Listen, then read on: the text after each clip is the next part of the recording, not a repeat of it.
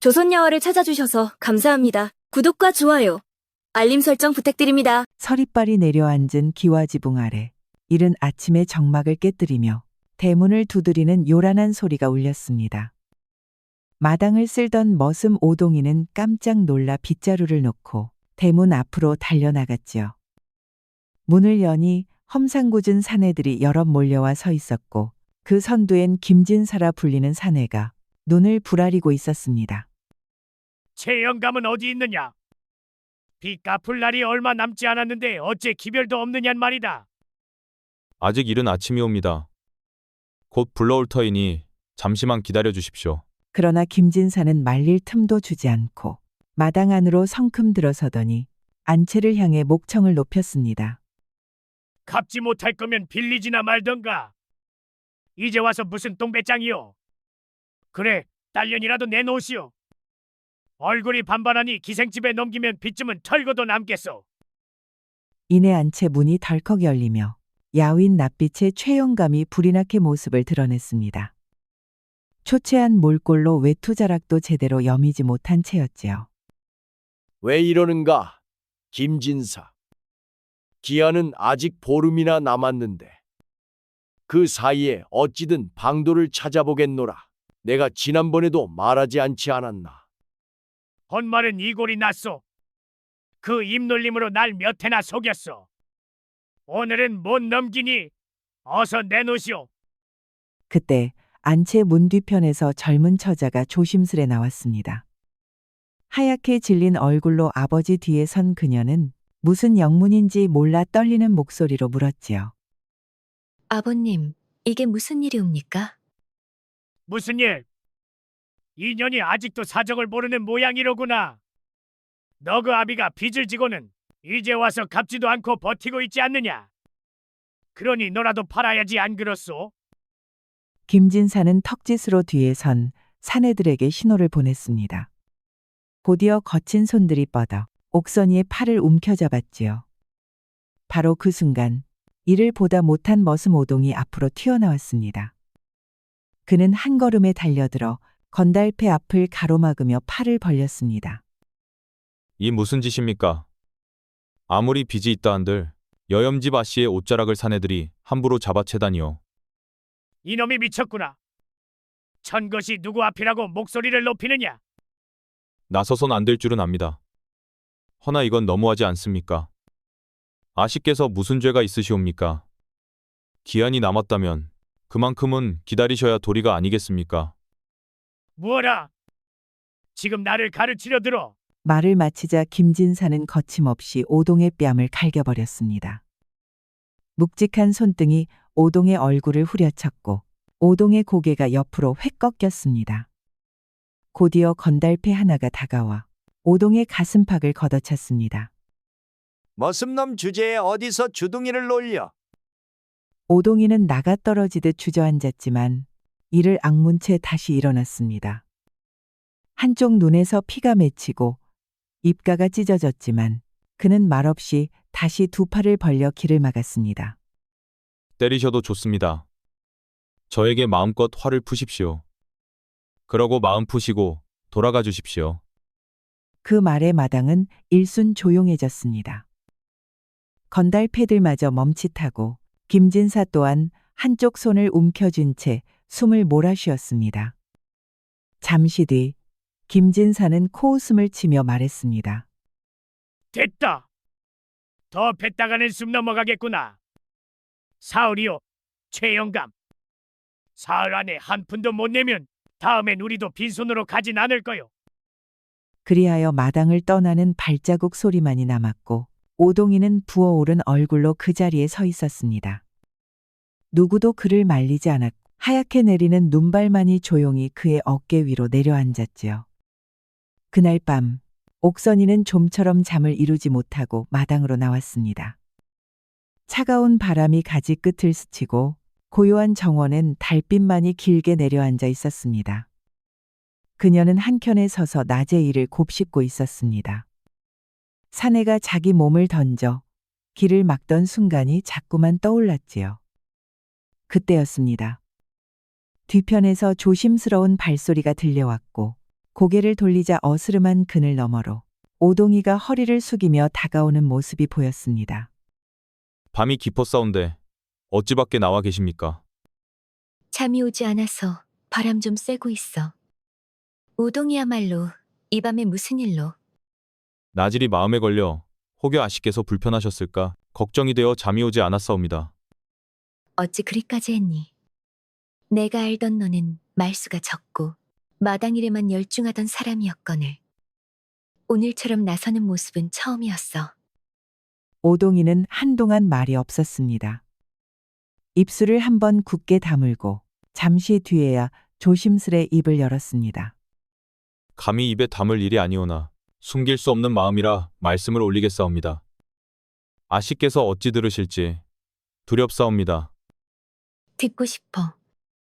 저작거리서 일하며 하루하루 먹고 살던 제가 이 집에 들어온 지 햇수로 그 사이 아씨를 우러러보는 마음이 자라나 이제는 감출 수 없는 지경이 되었사옵니다. 그 마음이 미천한 것인 줄은 알고 있었으나 아씨께서 고통받는 모습을 보고도 모른 채 할 수 없었사옵니다. 그 말에 옥선이는 조용히 숨을 들이쉬었습니다. 당혹스러움보다 먼저 떠오른 것은 낮에 피멍이 든 채 길을 막아섰던 사내의 얼굴이었습니다. 그 마음이 그리 깊었는지 나는 미처 몰랐어. 나는 너를 그저 이 집 사람으로만 여겼어. 압니다요. 아씨께서 제게 마음 주실 이 없다는 것 또한 잘 알고 있사옵니다. 바라지 않사옵니다.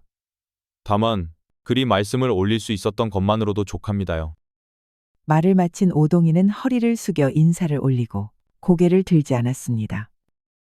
잠시 뒤 옥선이 천천히 말하였습니다.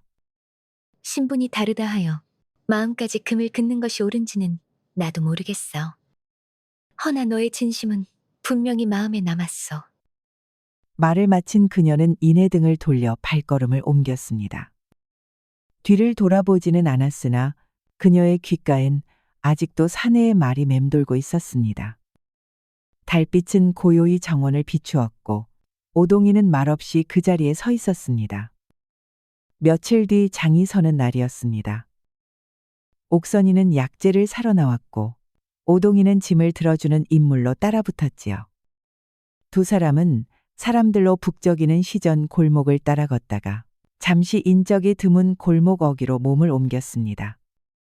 장터 끝자락 비질도 안 된 길모퉁이에서 옥선이가 조심스럽게 먼저 말을 꺼냈습니다. 괜히 너까지 나오게 한 것은 아니었을까. 혹여 눈에라도 띄면 어찌하나 걱정이 되네. 걱정 마시옵소서. 저는 멀리서 짐만 들고 말도 섞지 않겠노라 마음 먹고 나왔습니다.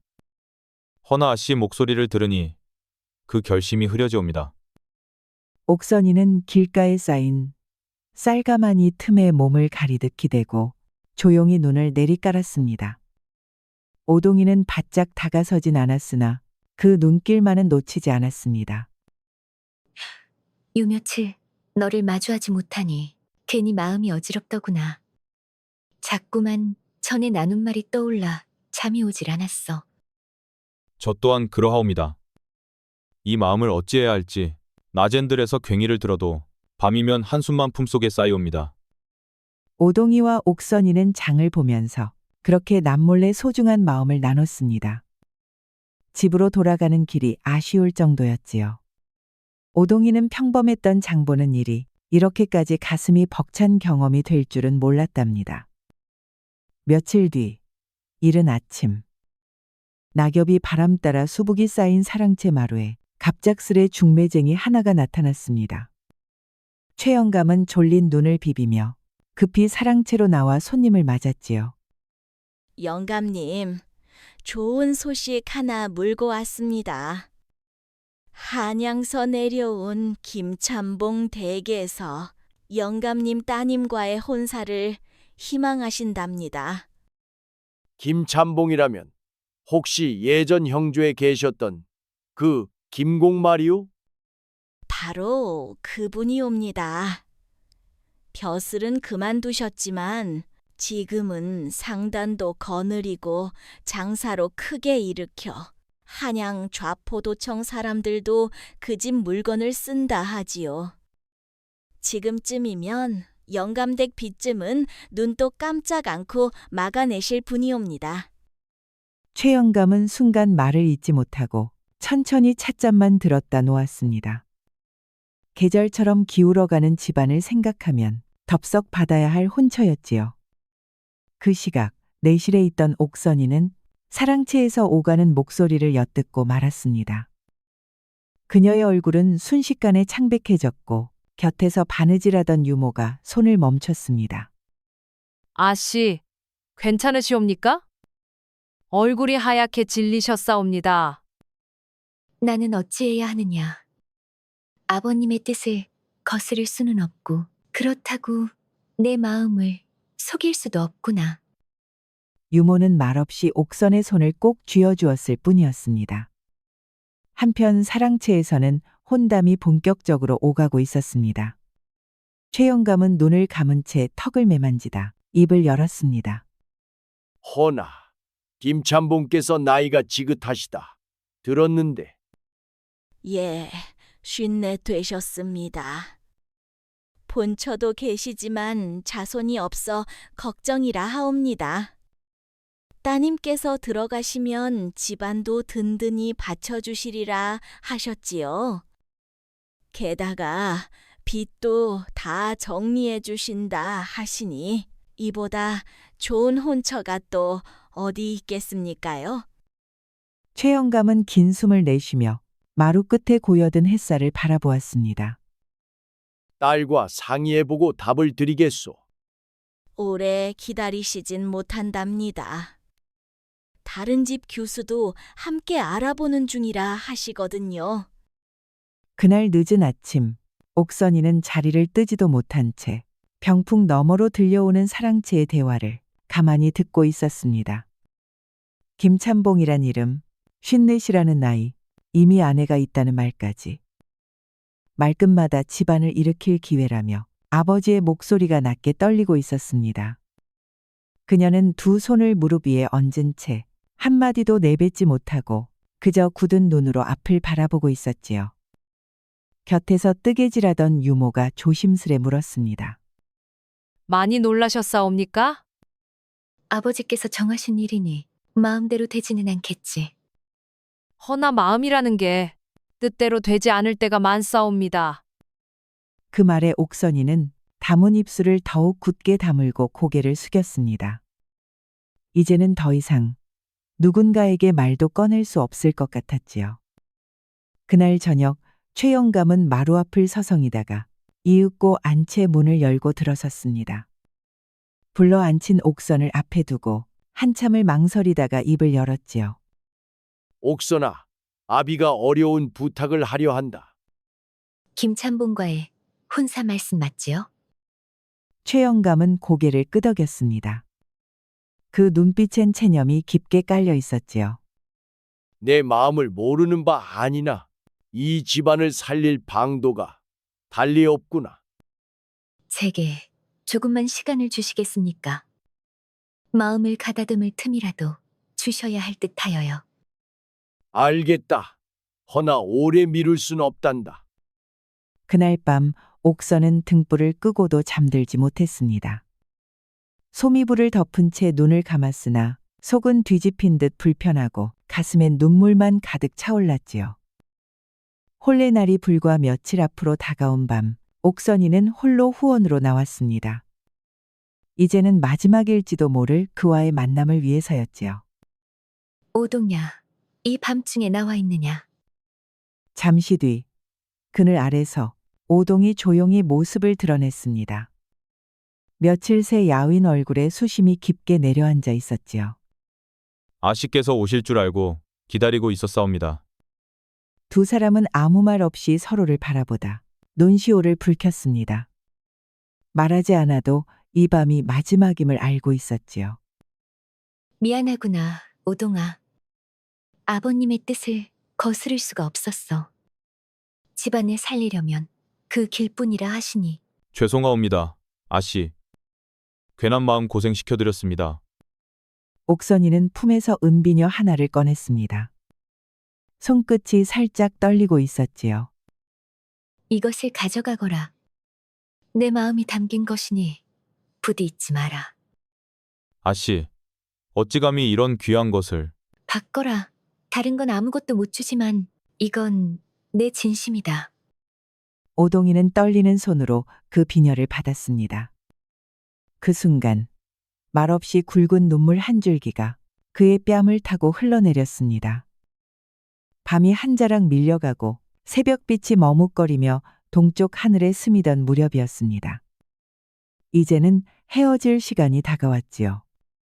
가야겠구나. 더 있다간 누가 볼까 걱정이 되네. 아씨 마지막으로 한 말씀만 약속해 주시옵소서. 무엇이니? 아무리 어려운 일이 생기더라도 저를 부르시면 언제든 달려가겠사옵니다. 제게 그 기회만 주시겠습니까? 그래, 약속할게. 그리고 너도 꼭 몸 건강히 지내거라. 옥선이가 돌아섰습니다. 그 뒷모습이 안채의 어둠 속으로 스며들어갈 때까지 오동이는 말없이 그 자리에 서 있었습니다. 홀레날 아침 기와집은 분주하였습니다. 안채에선 손님 맞이 준비가 한창이고 마당엔 상차림과 가마 맞을 준비로 하인들 발걸음이 쉴 새 없이 오갔지요. 내실에선 옥선이가 홀레복을 입고 앉아 있었습니다. 유모가 머리를 빗겨주며 그녀의 얼굴을 살폈지요. 아씨, 얼굴이 너무 창백하옵니다. 기운 내시고 죽이라도 한술 드시지요. 목이 메어서 아무것도 넘어가지 않네. 숨조차 제대로 쉬어지지 않아. 한편 마당 끝머리에서 오동이는 새로 들인 청지기들과 함께 홀레 준비를 거들고 있었습니다. 겉으론 태연한 얼굴이었지만 그 품속엔 아직도 옥선이 내어준 비녀 하나가 깊이 간직되어 있었지요. 그때였습니다. 저 멀리 흙먼지를 일으키며 마란 필이 급히 기와집 앞에 멈춰 섰습니다. 전령 하나가 말에서 뛰어내리며 숨을 헐떡이고는 다급히 외쳤지요. 급보입니다. 김참봉께서 어젯밤 갑자기 돌아가셨사옵니다. 이 소리에 사랑채에서 술상을 차리던 하인들이 놀라 고개를 들었고 안채에 앉아있던 최영감 또한 헐레벌떡 마당으로 달려나왔습니다. 뭐라 하였느냐? 김참봉이 돌아가셨다고? 그렇사옵니다. 어젯밤 연회 중 과음하시고 급병으로 인해 숨을 거두셨다 하옵니다. 참봉댁에서는 장례 준비로 본래는 무산되었다 전하라 하셨사옵니다. 그 말에 기와집 안은 일순정적에 잠겼고 손에 과일쌈을 들고 서 있던 하인마저 멍하니 굳어 섰습니다. 내실한 홀레복을 입고 있던 옥선은 문밖 소란을 듣고 그대로 굳어졌습니다. 곁에 있던 유모가 떨리는 손으로 옥선의 소매를 감싸주었습니다. 이게 대체 무슨 일이냐. 하루아침에 어찌 이런 일이.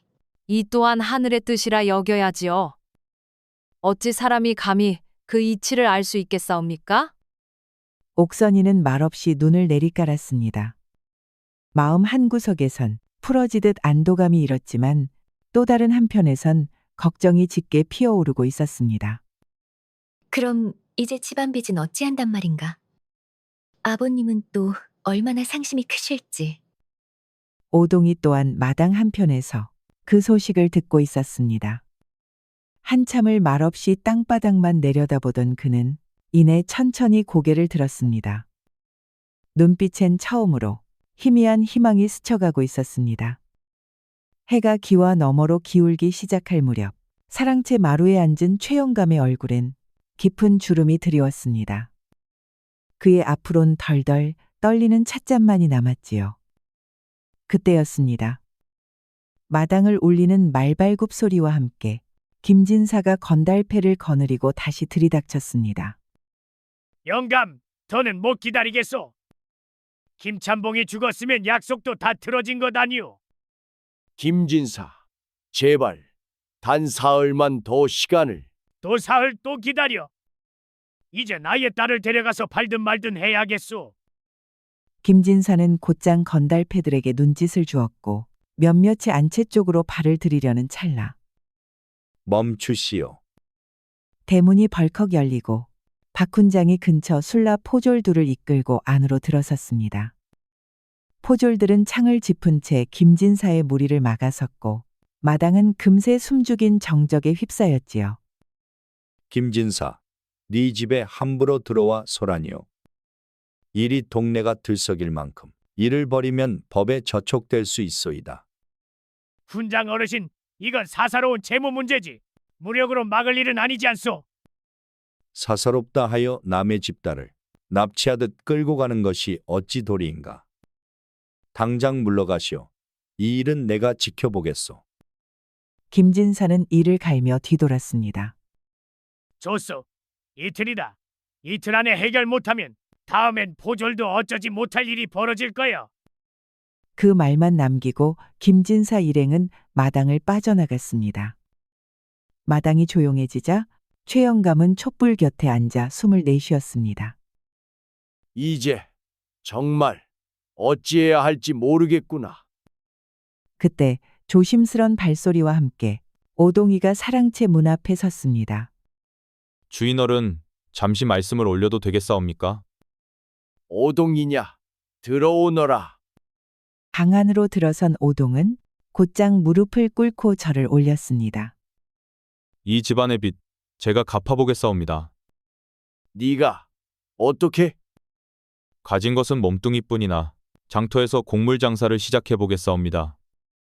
처음엔 작게 시작해도 성실과 정직으로 길을 넓히면 반드시 갚을 수 있을 것이옵니다. 말을 마친 오동의 어깨가 떨리고 있었으나 그 눈빛은 흔들림이 없었습니다. 잠시 뒤 방 밖에서 박훈장이 고개를 내밀었습니다.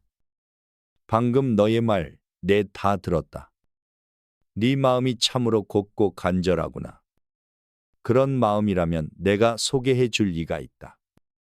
예전 제자 중 하나가 지금은 상단을 거느리는 상주인이 되었는데 성실한 인물을 귀히 여기느니라. 내가 편지를 써줄 테니 그에게 찾아가 보거라. 실망시켜드리지 않겠사옵니다. 길이 멀고 험할 거다. 하지만 그 마음이면 반드시 닿을 것이니 끝까지 잊지 말도록 하시오. 그 다음 날 오동은 작은 짐을 등에 지고 마당을 나섰습니다. 박훈장이 건넨 편지를 품에 안고 그는 장터 쪽 하역소를 향해 걸음을 옮겼지요. 기와 너머 하늘은 희미하게 빛나기 시작했고 그의 뒷모습을 지켜보는 이가 있었습니다. 바로 안채난간의 선옥선이었습니다. 그녀는 말없이 손끝을 꼭 모은 채 그 사내의 걸음이 멈추지 않기를 바라며 조용히 눈을 감았습니다. 며칠이 흐른 어느 오후 최영감은 사랑채 마루에 앉아 들판 너머로 나귀를 이끌고 들어오는 오동이를 바라보고 있었습니다. 그의 손엔 곡식자루와 집구러미가 들려 있었고 이마엔 땀방울이 맺혀 있었지요. 오동의 성실함이야 늘 알고 있었지만 저리도 독하게 일할 줄은 몰랐구나. 오동이는 짐을 마당 한켠에 내려놓고 곧장 사랑채로 걸음을 옮겼습니다. 작은 보퉁이 하나를 최영감 앞에 올려놓으며 말했습니다. 주인어른, 이건 오늘 장사에서 남긴 몫이옵니다. 작게나마 빚 갚는데 보태주시옵소서. 이게 벌써 세 번째가 아닌가? 장터에서도 네가 정직하단 소문이 돌고 있다더구나. 훈장어른께서 소개해 주신 상단에서도 조금씩 믿음을 쌓아가고 있사옵니다. 이번 달 안엔 곡물 중개를 맡아볼 수 있을 듯 싶사옵니다. 내실에 있던 옥선은 사랑채에서 들려오는 목소리를 숨죽여 듣고 있었습니다. 저렇게까지 애쓰고 있었구나. 하루 두 끼도 못 챙기며 나를 위해. 보통 사내라면 나가 떨어질 것이옵니다. 그러게. 이젠 내 마음도 더는 숨길 수가 없구나. 장사를 마치고 돌아온 오동이는 잠시 숨을 고른 뒤 사랑채에 들렀습니다. 주인어른, 오늘도 곡식 5섬을 넘겼사옵니다. 거기서 남긴 이익으로 내일 김진사의 빚을 일부 변제하려 합니다. 그 많은 짐을 어찌 혼자 짊어지는 것이냐.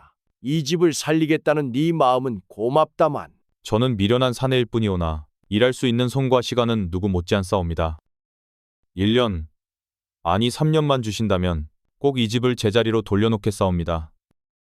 사랑채의 불빛이 깜빡이는 그 밤 옥선이는 말없이 방문을 열고 사랑채로 향했습니다. 문 밖에서 잠시 숨을 골랐다가 조용히 말했습니다. 아버님, 제가 드릴 말씀이 있사옵니다. 옥선이냐? 이 밤중에 무슨 일이냐? 오동이 말입니다. 그 사람을 사랑하옵니다. 정녕, 그 마음이 진심이더냐? 예, 아버님. 이젠 누구를 만나도 그 사람만큼 믿고 기댈 수 없을 것 같습니다. 사람의 귀함은 신분에 있지 않다는 걸 이 늙은이가 너희 덕에 뒤늦게 깨닫는구나. 오동이를 부르거라. 사랑채 마루에 모인 세 사람은 오래도록 말없이 앉아 있었습니다.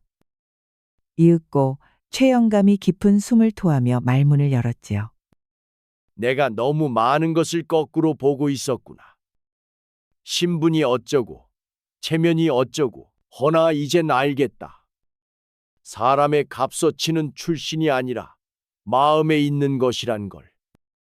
주인어른, 그 말씀은 그래, 네게 내 딸을 맡기마.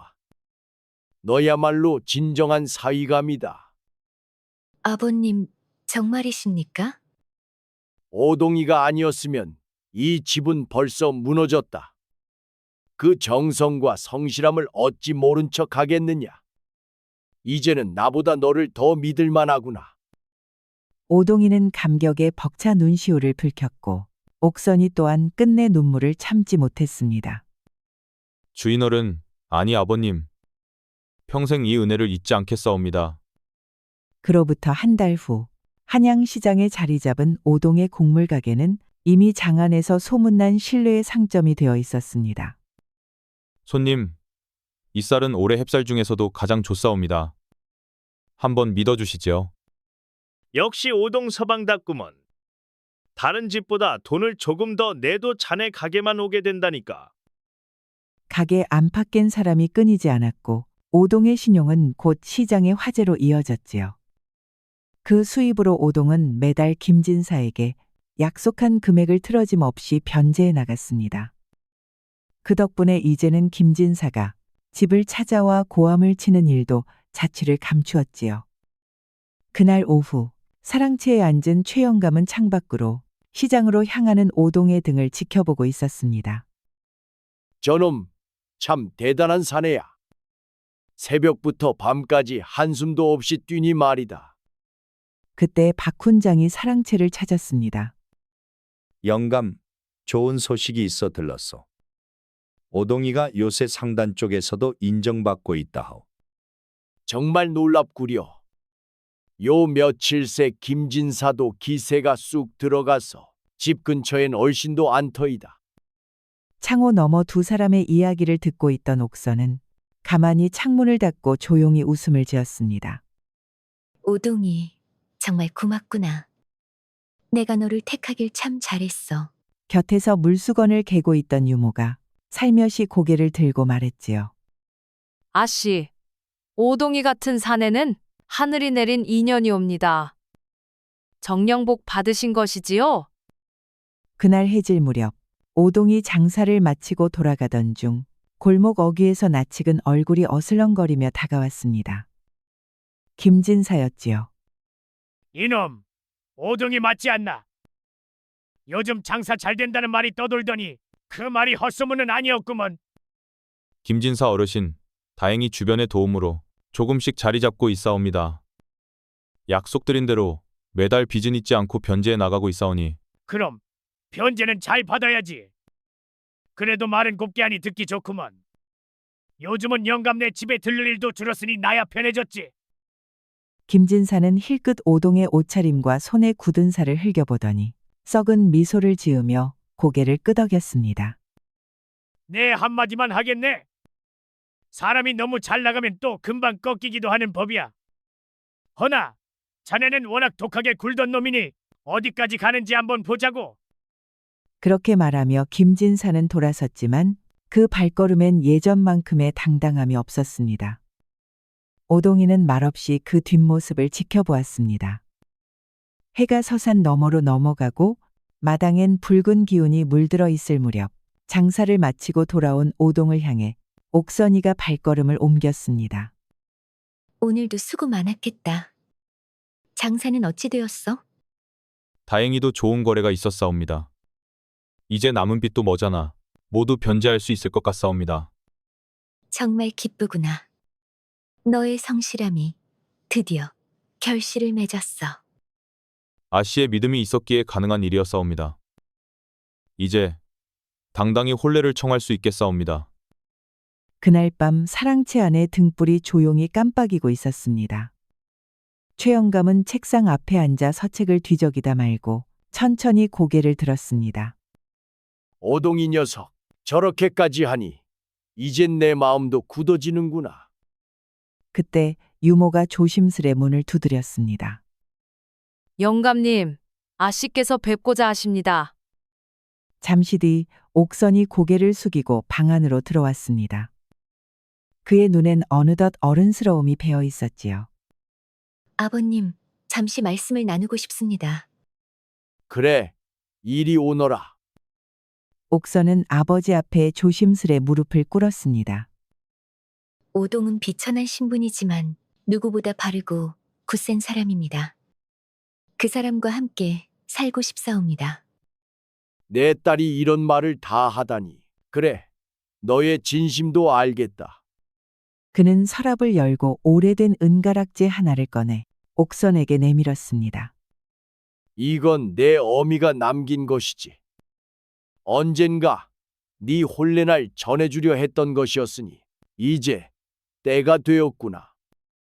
옥선은 그 말에 말없이 눈시울을 붉혔습니다. 그날 새벽 최영감은 오동을 조용히 불러 마당 끝에 세웠습니다. 오동아, 예 나으리, 따로 의식은 없을 것이다.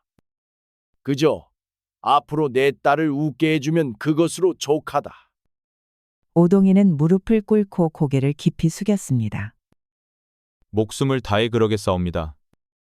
그리고 그 말은 누구보다 묵직하고 단단한 약속이 되었습니다.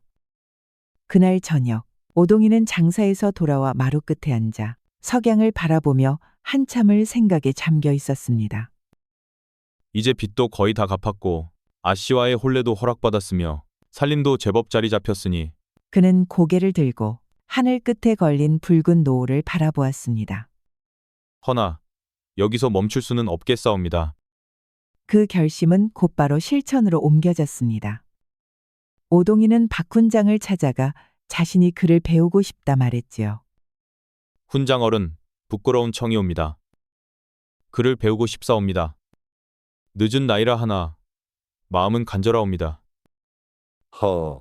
늦기는.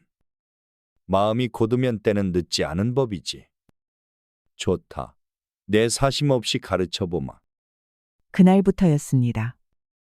새벽이면 장터에 공물을 내고 저녁이면 등잔불 아래 글을 읽는 나날이 이어졌지요. 겨울 찬바람이 툇마루 밑으로 불어와도 오동이는 두루마기를 여몄으며 붓을 들었습니다. 오동아, 네 노력은 참으로 대단하구나. 이제야 네가 과거를 본다 하여도 손색이 없겠구나. 훈장 어른 덕분이옵니다. 소인의 이 길은 아씨를 향한 약속이었사옵니다. 그 해봄 오동은 마침내 과거에 나아갔고 이름 석자를 당당히 급제자 명단에 올렸습니다. 한양에서 전령이 달려오고 최영감은 그 편지를 떨리는 손으로 펼쳤습니다. 오동이가 과거에 급제하였다니. 옥선은 그 자리에 무릎을 꿇고 눈시울을 붉혔고 유모는 옆에서 손을 모아 감격의 눈물을 흘렸습니다. 오동이, 아니, 이제는 오난군이로구나. 오동이는 조용히 집으로 돌아왔습니다. 이제는 머슴도 상인도 아닌 과거의 급제한 선비였지요. 그를 맞이한 옥선이의 얼굴엔 그 어느 때보다 평안한 미소가 깃들어 있었습니다. 고생이 많았구나. 모두 아씨 덕이옵니다. 처음부터 끝까지 늘 제 곁에 계셨사오니 그날 이후 최영감은 사방에 거리낌 없이 말하였습니다. 우리 집 사위 말이냐? 예, 문과 급제자요. 내 참 어디 가서도 어깨가 으슥하네. 사랑채엔 더 이상 숨길 일도 피할 말도 없었습니다. 오동과 옥선은 더없이 다정한 부부가 되어 때론 마루에서 책을 읽고 때론 시장을 함께 걷곤 했지요. 그리하여 머슴이던 오동은 양반가의 사위가 되었고 장사로 빚을 갚고도 남을 재물을 이루었으며 마침내 과거에 올라 급제한 뒤엔 자신의 손으로 새 삶을 일구어냈습니다. 그 곁에는 끝까지 믿어준 이가 있었고 세상의 곱지 않은 시선 앞에서도 물러서지 않은 사랑이 있었습니다.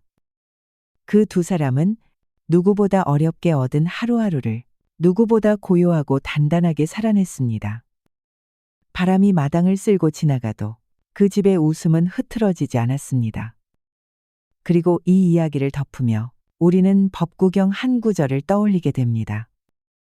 여석부동 풍불능요, 현자문의 역부동요. 마치 바위는 바람에 흔들리지 않듯 지혜로운 자는 칭찬과 비난에 흔들리지 않는다라는 의미지요.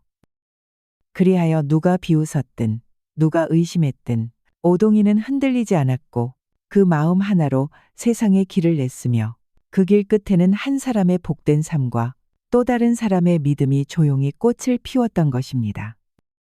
세상일이란 늘 그 단순한 이치 위에 세워지는 법이지요. 우리 이야기가 여러분들에게 조금이나마 재미를 선사할 수 있기를 바랍니다. 다른 재미있는 영상도 많으니 즐겁게 봐주세요. 그럼 여러분 모두 행복하고 즐거운 시간 되세요. 우리 이야기가 여러분들에게 조금이나마 재미를 선사할 수 있기를 바랍니다. 다른 재미있는 영상도 많으니 즐겁게 봐주세요. 그럼 여러분 모두 행복하고 즐거운 시간 되세요.